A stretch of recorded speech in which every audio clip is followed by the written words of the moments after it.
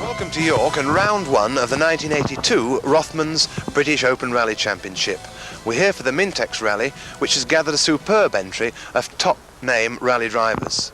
At number one, Henri Toivonen. Pentti is driving this Maslin Escort, shod by Michelin, and he's going to be really trying hard because he's having a bit of a thin time so far as entries are concerned at the moment, and we're not seeing too much of Pentti, so I think we can look forward to a rather spectacular drive. Number two, Ari Vatanen, also in a sort of semi-work, semi-private Escort, this time an MCD run car. This was the car, in fact, that he drove on the Thousand Lakes last year. He's running on Pirellis. Very interesting entry, Hannu Mikkola in a Quattro. Now this is, in fact, a British Quattro prepared by David Sutton Cars, who of course used to prepare the Rothmans Escorts. Numbers 4 and 5, two debuts here. Henri Toivonen and Jimmy McRae, both in Rothmans Opals. Now, of course, the Rothmans Opals have been doing very well so far on the World Championship scene, but it's the first event for these two. Jimmy McRae, the British champion, will be wanting to show very well in his first outing, and Henri Toivonen, well, anything can be expected there from this young Finn. Number 7, Per Eklund in a Works Toyota. Toyota haven't got their new style Celica out yet, so it's the old car but with another 20 or 30 horsepower, so that should be going rather quicker. And of course Per did nearly finish third last year. He had trouble with the police on the final run into the finish, so did show well on this event. On 8 and 9, two works prepared Chevettes. Russell Brooks, now still with Heat for Hire sponsorship from Andrews, but now running a Chevette, and Terry Caby, who's driving the Sistime car in the absence of Tony Pond, who's concentrating on a World Championship programme. So all is set fair for a very interesting 1982 Mintex rally. Starting from York Racecourse, the opening round of the 1982 Rothmans British Open Championship. The event had a new condensed format with a mere 23 hours of concentrated rallying in the fast Yorkshire forests, plus a couple of tarmac stages on the Oliver's Mount motorcycle circuit in Scarborough. Stage 3, Cropton, and already a pattern is developing. Mikkola has stormed into the lead with Auricola and Vatanen fighting for second in their Escorts.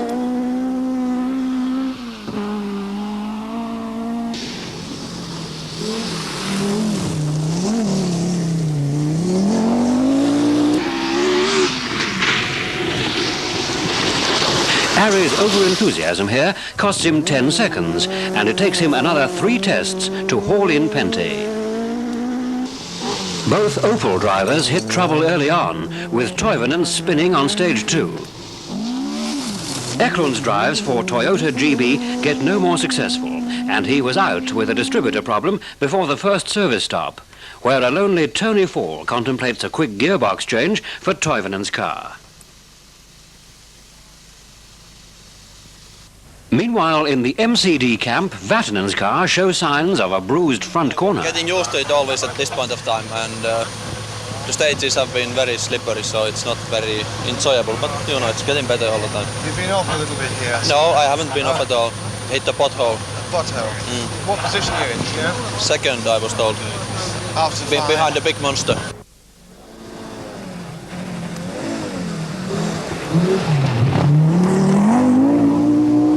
Following a disturbing pattern in which the current world champion spends his champion year in relative retirement, Ari's only regular drive this season is to be in the Shell-backed MCD Run Escort, a stop-gap measure until Ford's new rally weapon emerges.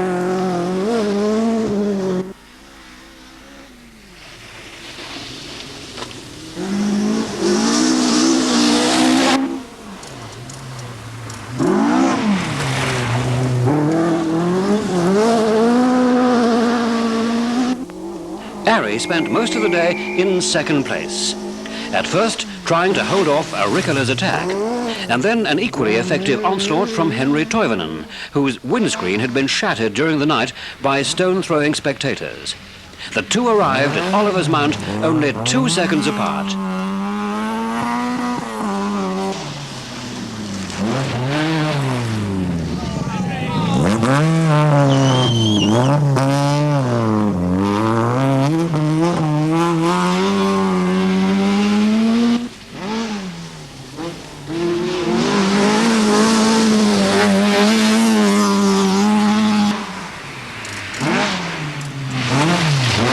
We asked Pentti Auricula if this drive was likely to be a one-off or the start of a serious crack at the championship. I would like to do a whole championship, but at the moment we only have money to do this event, and we can't carry on to pay it from our own pockets. So unless a sponsor comes or another team, I'm afraid this is going to be the last. Yeah, so in a sense it's going to be quite important what happens, or do you think that the money, finding more money isn't going to depend too much on the results? No, I always try my best, whatever it is, whether it's a small event, big event, or last event or first event. It doesn't affect my driving, but of course it is in my mind, yes. Are we going to see any World Championship events this year? Well, it's still, I don't have any drive, so at the moment, so it doesn't look too good. It's a question of keeping your fingers crossed anyway and see what happens. I don't think that helps. Doesn't it? No. No, do you know Mr. Mikkola? He's a Dickens character who was always waiting for something to turn up. Oh, I see. No, I think in this business... You've got to go out and get it. Exactly, this business, the team manager, they never phone you. You have to phone them and ask. And sometimes you go to the situation where you have difficulties to find a run, and I'm in that sort of situation now. I hope next year is better. With a brilliant display of driving in a self-financed obsolete Escort, Pentti, with carburettors and Michelins to match Vatanen's injection and Pirelli's, was at his magnificent best. On the super-fast Dolby 3 stage, he takes fastest time and second place from Vatanen. But he landed badly from too high a jump and damaged the steering, leading to eventual failure. Joking. Just look at this. Bottom ball joint just broke straight off. What do you call it? Ball joint. Bottom, yeah, TCO. Ball joint. So that went on the turn? Yeah, you can see it's just that bit. Great.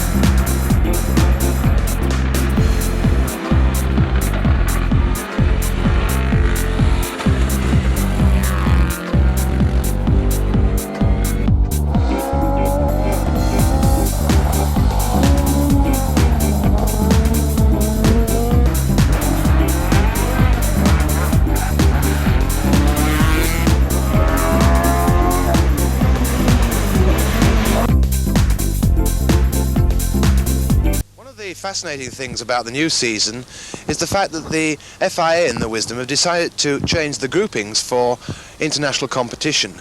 We now, instead of Group 1, 2, 3 and 4, we now have something called Group N, Group A and Group B. One of the interesting things about Group A is that nobody really knows what cars are going to be competitive in that particular class, and in the events that have been run so far, a completely different series of vehicles have proved competitive. Now here in England, in the British Championship, we ourselves are sponsoring a Toyota Corolla to be driven by John Midgley here on my left and co-driven by Andrew Bodman. Andrew's going to tell us all about the ramifications of Group A. Well, Group A has really upset the apple cart, you might say. The status quo that used to exist in the last few years is completely changed now, and as you've already said, there are going to be different cars coming to the forefront now compared to previously. The basis of Group A is again around production type cars, with the engine modifications much more stringent than previously, although the other modifications, such as the transmission and suspension and so on, are slightly more relaxed, if you like, than in the old Group 1. Thanks. John, you've prepared the car. Tell me something about it, can you? Well, basically it's the same car as last year in new clothes. The engine and transmission at the moment are actually out of the old vehicle. The suspension is entirely different. We've lost the old cart springs at the back, and we've now got coil springs and 4 links, which is much more up to date, and we would hope a lot more competitive. The power that it's got should be able to be got onto the road much better than in the past. The car steers probably better than last year. But unfortunately, like most vehicles, as they change the models, they grow a little bit bigger and a little bit heavier, and consequently this car at the moment in its spec is not quite as fast as last year's car. But we hope when we get the new engine from the people who've been preparing the Hughes of Beaconsfield engines, Arden conversions, we'll have another 30 brake horsepower on tap, and then we should be able to go quicker than we did before. John and Andrew won their class by over 12 minutes and finished as second Group A car, just 44 seconds behind Russell Close's larger engined Manta.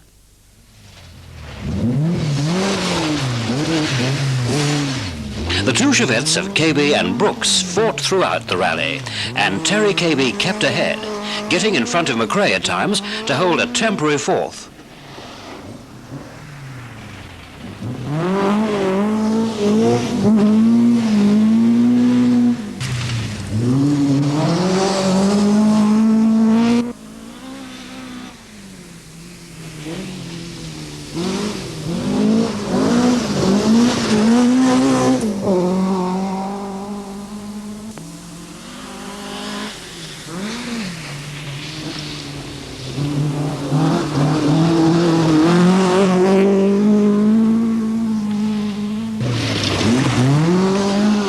Just when Russell had got the hang of things and had started to equal KB's times, the motor went sick after a plug lead came off and he settled for a finish.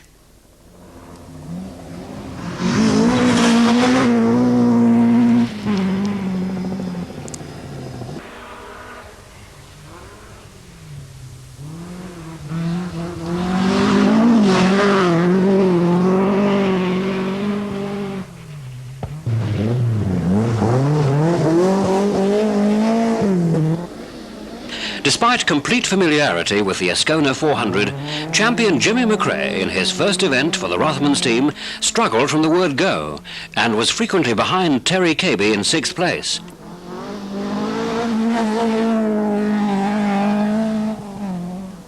After a puncture here on Dalby, Brooks too got past for a while.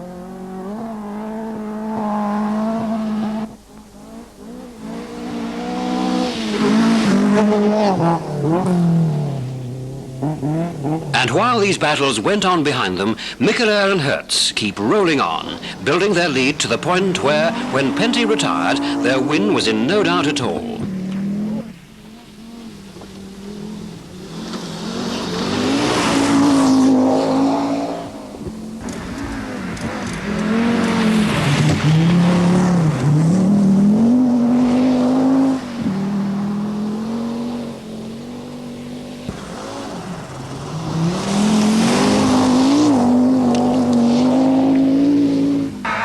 Oliver's Mount, they had a 3.5-minute advantage over Vatanen, who's got just 2 seconds on Toivonen.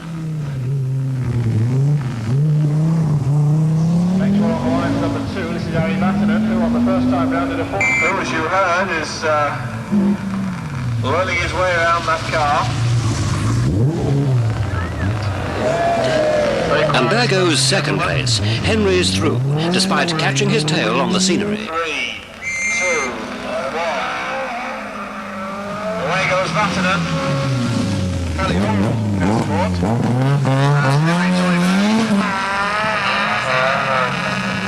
Jimmy's fought hard on the last few stages to pull back to 4th, ahead of KB, whose fine performance nets him 5th. Northgart's about a minute and a bit behind.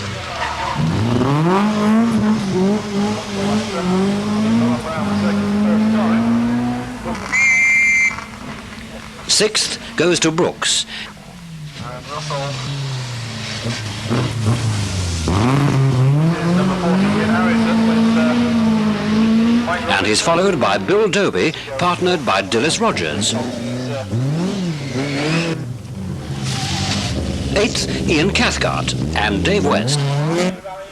9th, Chris Lord and Brian Harris, after various troubles, including a collision with a deer.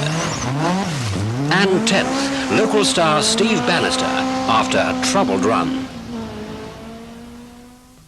Back in York, Mikkola ponders over his win, wondering why World Championship events don't work out this way. Nevertheless, a magnificent achievement by Dave Sutton and his team in building a first-time winner.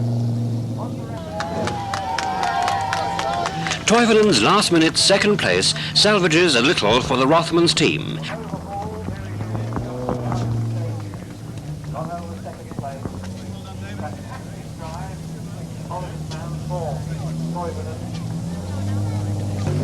And Ari nearly didn't make the finish ramp, as 40 minutes were lost trying to restart the car at the holding control.